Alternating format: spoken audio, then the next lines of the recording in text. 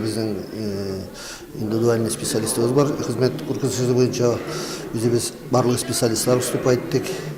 Барлық нелер білен жетішсіздіктерімізді қая жетнейдаған башқаратырған шәрібіз турында сөйлестік.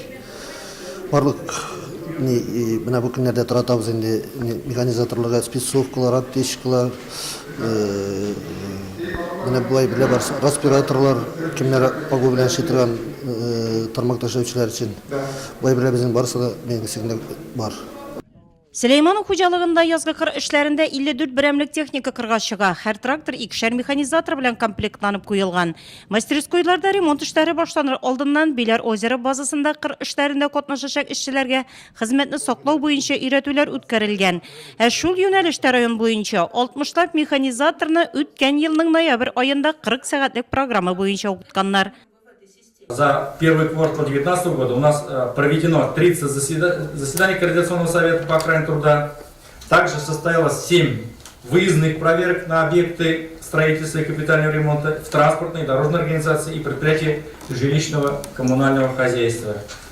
Работа нашего Координационного совета по охране труда направлена на привлечение внимания работников к проблемам охраны труда. Районда хезмәтне саклау буенча махсус программа эшләнелгән. Моңа карамастан башкарасы эшләр бар әле.